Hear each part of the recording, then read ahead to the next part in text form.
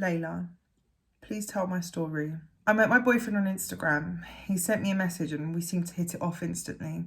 He was from the same country as me and I had children from a previous relationship, so I couldn't believe my luck that he was willing to accept us as a whole package. He was so loving and caring towards them and we would often have family days out together. He was very involved in the beginning stage. I guess you could say this was his way of love bombing me. He knew that I had a preconceived notion that men from my culture wouldn't want to date a single mother like me.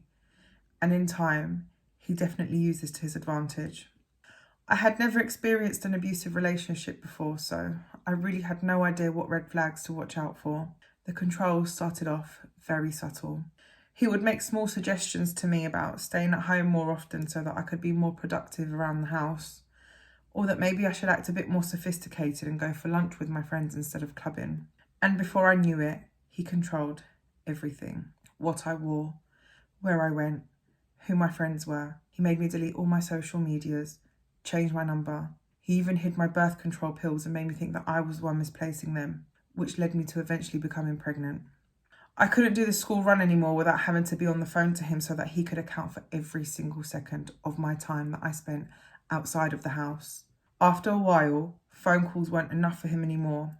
I had to FaceTime him to prove to him that I was still following his rules and that I wasn't around other men. In fact, he groomed me so well that I just became a shell of who I was. I feared the repercussions of not falling in line, so I gave in every single time. The mental abuse was relentless. I had bought myself some maxi dresses to wear whilst I was pregnant, but he told me there was no way I was going to wear them, and when I contested him, he cut up the dresses in front of me. Whilst I was planning our baby shower, I had set out invitations neatly in name order.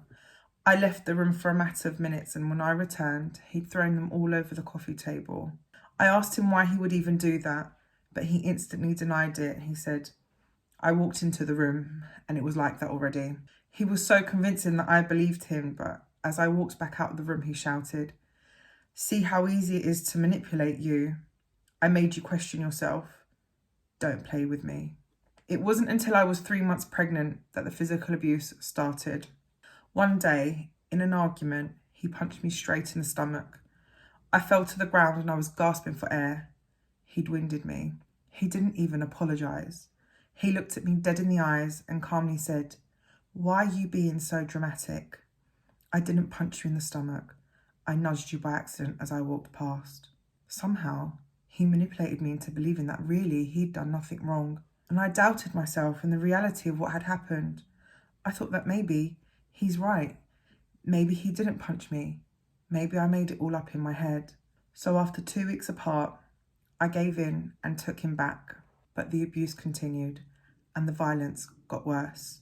He would sit on my chest and choke me until I passed out, slap me, drag me around by my hair. Black eyes, fractured cheekbones, broken ribs.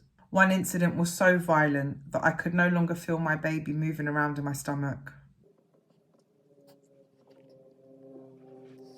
He'd caused damage to my placenta and I was diagnosed with notching. The doctor told me that injuries like that could only be caused by big falls or hard hits to the stomach. So I had to go under weekly consultant care to monitor the baby's growth and oxygen levels. He even made me tell my family that they weren't welcome at the birth of our child. He said, choose. It's either them or me. And 2 days after giving birth, he attacked me in front of my older children. We got into an argument and he punched me so hard in my face that he broke my teeth.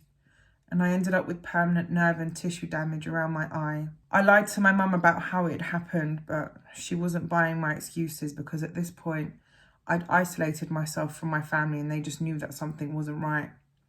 So she called the police, but initially I lied to them too. After a while, I told them the truth, but I said I wouldn't give a statement. They didn't need one. They had enough evidence to charge him in court. He was issued with a no contact order for 30 days. I cannot stress enough how much I wish I had given them a statement because he would have received a much tougher punishment. And now I have to live with this physical reminder of that day for the rest of my life. I was on and off with him for a while. I somehow found myself always going back to him because he made me feel like I couldn't live without him. And throughout all this abuse, he was constantly cheating on me. My friends and family kept saying to me, he's going to kill you one day. And I knew that they were right. So I started asking myself, why would someone I love do this to me? How could anyone treat the mother of their child like this? I realised that this wasn't love. I was just there for him to use and abuse. So I finally found the strength to leave him for good. I knew I was still weak though. I knew that somehow he would manage to reel me back in. So I did what I thought was best at the time to keep me and my children safe. And I cut all contact with him until I knew that I was strong enough for a co-parenting relationship. I went through a whole year of counselling just so that I could really understand what had happened to me. And I now have CCTV in my home as I still fear that he may turn up unannounced. It's taken me a long time to be able to tell my story. And even as I say this out loud, I can't stop myself from crying as I remember the times when my children witnessed the abuse. Their scared voices still ring loud in my head as they used to scream at him, "Get off my mum, get out of our house. I've had enough of you treating my mum like this." And after all the abuse and being made to feel like I will never make something of myself, I'm now studying at university and I'm currently doing a project on domestic violence. Once I graduate, I plan on applying for CID with the police. I hope that somehow, some way, my experience will help make a change in the world. I have been able to move on. It's been a slow journey and I'm still learning daily, still healing. I know now that no matter what he did or said, I am worthy. I believe in myself and I will succeed in life. So please, ladies, don't ignore red flags. Please get help and get out. Please keep yourself safe, like me.